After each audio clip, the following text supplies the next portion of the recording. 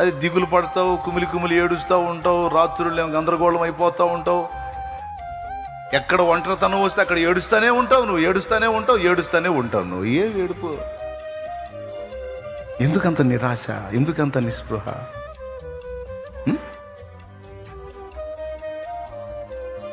నిన్ను పిలిచిన వాడు నమ్మదగిన వాడు కదా, ఆయన చేయి వదిలిపెడతాడా?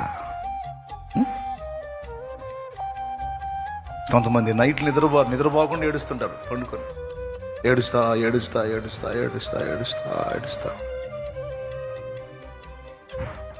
పిచ్చోళ్ళ మంచోళ్ళ మీరు? కొంతమంది భయపడుతుంటారు, ఏమైద్దో ఏమైద్దో ఏమైద్దో, చెమటలు పడుతుంటే ఆందోళన పడతారు, నిద్రలో కూడా కలవరపై లెగుస్తూ ఉంటారు. అయ్యో, దేవుణ్ణి ఎరగని అన్యజనులు కదా వాటి గురించి విచారించేది.